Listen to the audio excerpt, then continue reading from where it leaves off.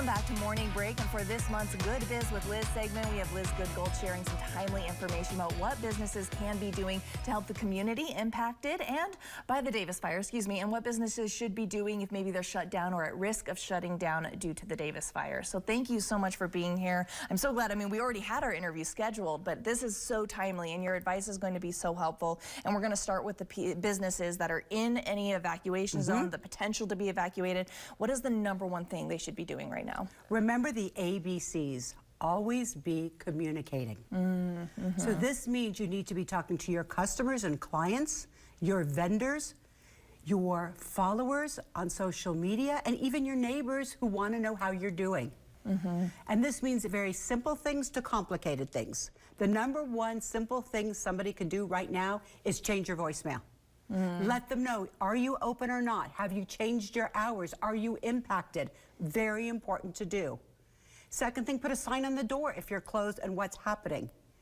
You can also go to Google Business Profile and do an update.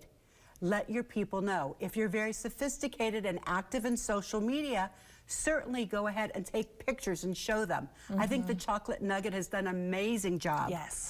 Of keeping people informed because we care. And how close, and thanking our firefighters for doing a very good job. So that communication is key. Yeah, especially when you may be getting inundated with questions of, hey, how are you doing? Putting it out there on the front end and just, you know, it helps alleviate that pressure of having to respond to everyone. Exactly, the joy of social media. And don't forget that you also need a go bag for business. Just like you do as a consumer or a resident. So this means what is important. If you have an external hard drive, grab it. If you have a certain computer that you need, grab that. Certifications, maybe they're tough to come by. Registrations, business licenses. All of those usually can be replaced, but sometimes it's just complicated.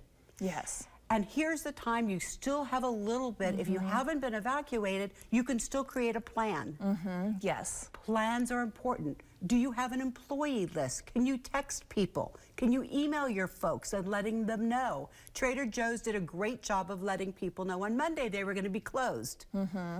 Just in case. And I think that sort of stuff makes a whole heck of a lot of sense. Yeah, it really does, because, you know, even in the midst of something as scary as what we're going through right now, life is still going on. You know, people still need to get groceries. They need to know if Trader Joe's is open or not. And so that is very important. And then, of course, you know, the idea that, you know, if something tragic was to happen to your business, what do you do from there? And you've heard that some people are already trying to look into assistance loans, but we're not quite there yet from what you seem to understand, We're not, and what's really interesting is typically we have these SBA, Small Business Administration loans, but it has to be a declaration of emergency in order to qualify.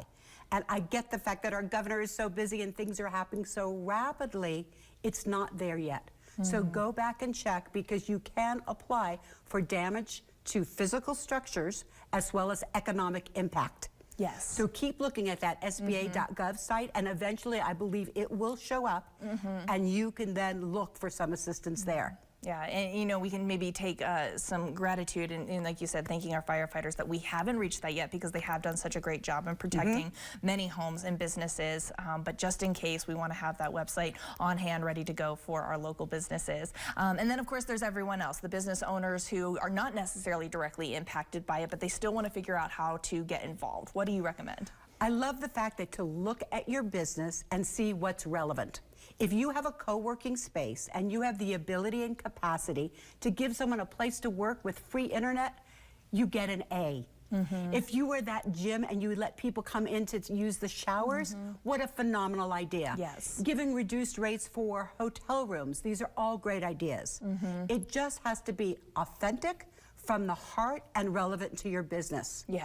And if it's not relevant to your business, then think about the fact that maybe you could give your employees 4 hours off today to volunteer. I love that idea. With the Red Cross or someplace where we really could do some good in this community. Yeah, because there are so many of us who don't necessarily own our own businesses, but we want to figure out how to give back. And, you know, earlier in the show, we told you guys that there are some things that we shouldn't do. You know, you can't just bring food to, you know, one of the sites and give it to the firefighters. It needs to come from licensed restaurants. It needs to be non-perishable items and things like that. So it is important to know that, you know, not just anyone can volunteer and give back in any way, but like you said, if it's relevant relevant and it's good for your business and you have that ability, that's really, really key.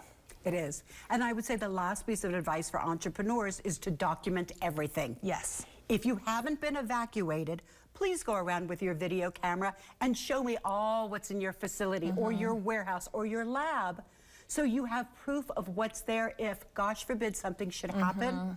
This is also the perfect time to have a really good conversation with your insurance agent if you haven't. Absolutely. You definitely want to have it. We know that insurance agencies, they never operate fast, but you can help expedite the process a little bit by having all of your ducks in order. It is, and there's also something called business interruption insurance, and you want to see if you have coverage for that or not. Okay. Good to know. So these are really important questions. It's not too late.